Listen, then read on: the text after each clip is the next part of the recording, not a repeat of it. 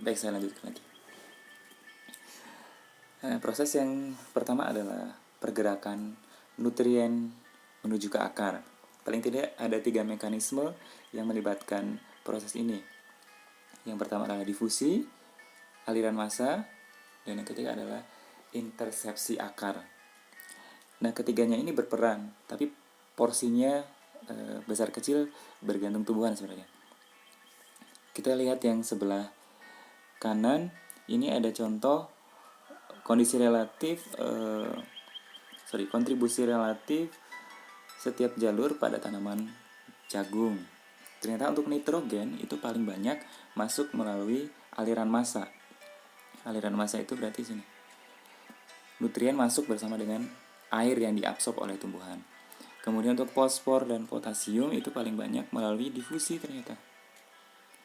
Jadi karena adanya perbedaan gradien konsentrasi sehingga si ion-ion itu bisa masuk.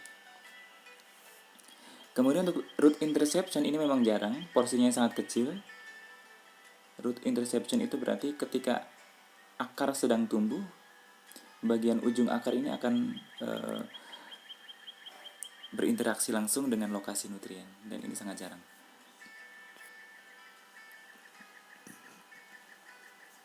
Kemudian saya lanjutkan untuk proses pergerakan nutrien ini melibatkan paling tiga proses penting. Nah, 2 diantaranya adalah absorpsi nutrien dan mineralisasi.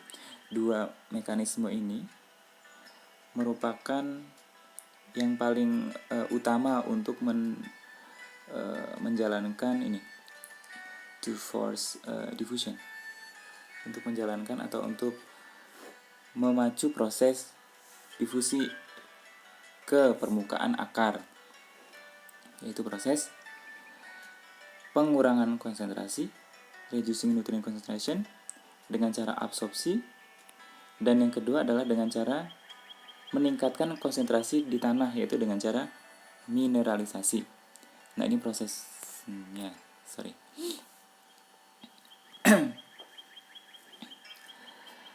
Biological remains atau sisa-sisa organisme yang berasal dari tumbuhan, dari hewan, atau mikroorganisme itu kemudian akan terdekomposisi menjadi senyawa organik sederhana, yaitu karbohidrat dan protein melalui pemecahan secara fisik dengan bantuan invertebrata yang ada di tanah, atau dengan bantuan enzim-enzim pendegradasi yang dihasilkan oleh mikroorganisme tanah.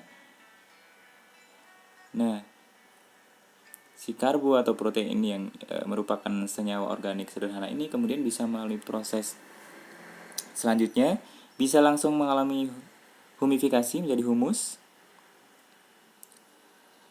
atau bisa mengalami yang namanya mineralisasi primer. Mineralisasi primer ini dibantu oleh mikroorganisme tanah menjadi nutrien yang terlarut atau bisa menjadi gas. Nah, humus juga bisa mengalami mineralisasi lanjut atau sekunder menjadi nutrien terlarut. Nutrien terlarut inilah yang bisa diserap oleh tumbuhan atau biota yang ada di tanah.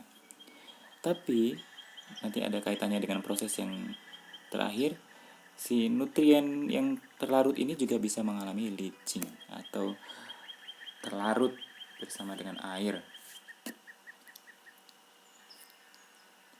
Nah, absorpsi nutrien dan mineralisasi, 2 proses yang tadi yang sudah saya jelaskan itu juga didukung oleh faktor yang ketiga, yaitu proses cation exchange capacity.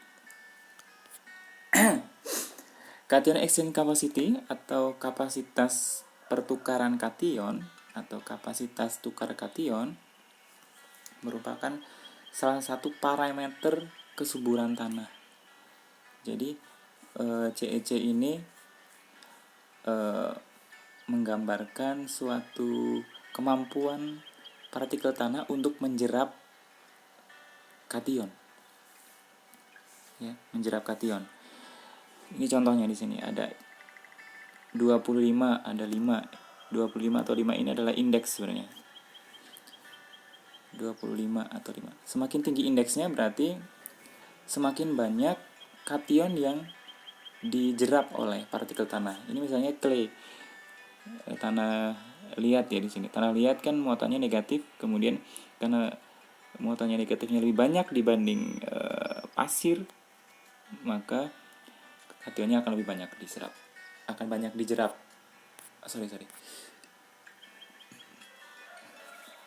Nah, ternyata CEC ini juga menjadi salah satu faktor penting dalam proses pergerakan nutrien ke akar. Nah, kita lihat yang sebelah kiri, diagram sebelah kiri, ini adalah partikel tanah yang banyak mengikat kation.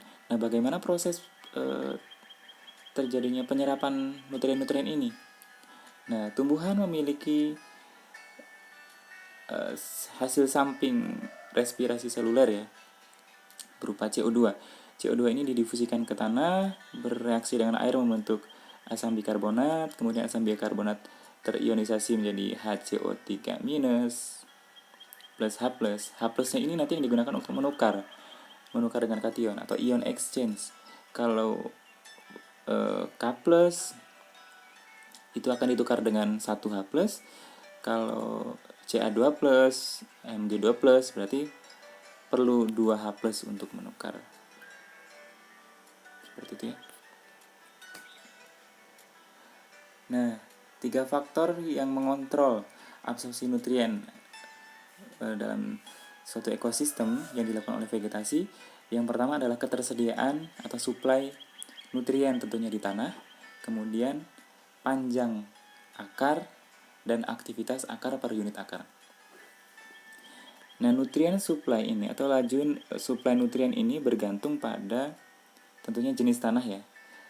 Nah, jenis tanah ini nantinya akan merupakan salah satu faktor yang menentukan perbedaan ekosistem juga.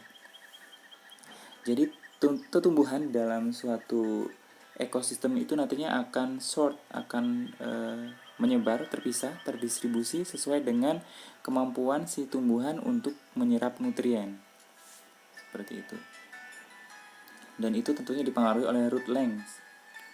Nanti ada area yang tumbuhan-tumbuhannya itu memiliki panjang akar yang panjang, yang tinggi, yang panjang, kemudian mampu menyerap nutrien yang dalam, ketersediaan nutrien yang dalam. Tapi ada juga tumbuhan yang dia banyak di permukaan tanah dengan perakaran yang pendek-pendek atau mungkin menjalar seperti itu.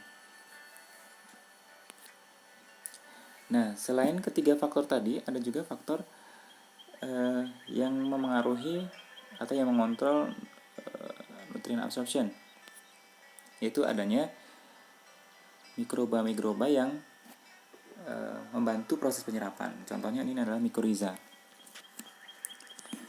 Mycorrhiza ini akan meningkatkan area penyerapan air atau nutrien oleh oleh ujung akar sebenarnya. Nah, ada 2 kelompok mycorrhiza yang paling umum dikenal adalah yang arbuscular mycorrhiza atau endomycorrhiza dan ectomycorrhiza. Mereka paling banyak berperan untuk menyerap fosfat. Ada juga nitrogen. Nih, kalau yang endo dia hifa-hifanya membentuk arbuskular di dalam korteksnya. Kemudian kalau si ectomycorrhiza membentuk mantel di permukaan luar epidermis. Kemudian ada juga organisme yang membantu untuk fiksasi nitrogen. Ada yang sifatnya free living atau tidak bersimbiosis, berarti ada di rhizosfer. Kemudian ada yang ada yang berasosiasi dengan akar atau dengan bagian tumbuhan, misalnya ini adalah leaf nodule. Ada lichen juga. Kemudian ada yang bersimbiosis. Nah, ini contohnya adalah Rhizobium dengan tanaman legum atau Frankia dengan Actinoriza. Nah, bagaimana sih proses terbentuknya nodul pada atau bintik-bintik akar pada legum? Ini diawali dengan sekresi lektin oleh rambut akar. Lektin ini nantinya akan berinteraksi dengan permukaan polisakarida si bakteri. Kemudian selain lektin juga tumbuhan menghasilkan flavonoid. Flavonoid ini nanti akan mengaktifkan faktor NOT pada proses regulasi ekspresi di bakteri. NOT ini nodul ya.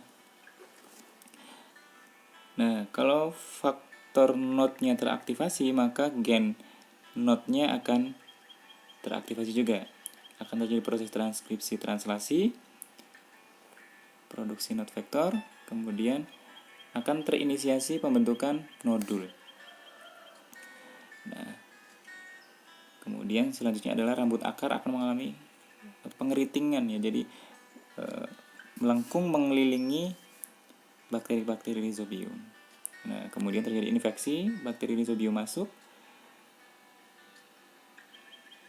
ke korteks melalui epidermis, kemudian di dalam korteks bakteri tadi membentuk bakteroids. Jadi punya membran yang melindungi bakteri itu yang merupakan membran sel tumbuhan sebenarnya. Kemudian terjadi kolonisasi dan agregasi, kemudian terbentuk nodul. Nah, ini nodulnya ya. Jadi di dalamnya mengandung bakteri. Nah, bakteri ini nanti akan berperan dalam proses fiksasi nitrogen menghasilkan NH4+. NH4+ ini nanti diberikan ke tumbuhan untuk proses pembentukan atau sintesis asam amino. Kemudian karena namanya simbiosis, berarti tumbuhan juga memberikan sesuatu kepada bakteri, yaitu berupa karbon, oksigen, dan nutrien lain. Nah, ini kalau yang free living. Free living berarti bakteri-bakterinya tinggal di dekat akar ya. Jadi N2-nya diubah menjadi NH3, kemudian NH3-nya dilepaskan ke ke lingkungan perakaran. Nah, coba kalian perhatikan di sini ada segitiga ya. Nah, di sini di nodul proses pembentukan atau fiksasi nitrogen menjadi NH4+ itu memerlukan kondisi yang rendah oksigen. Kenapa? Karena oksigen itu bisa merusak nitrogenase yang ada pada bakteri. Kita break dulu ya.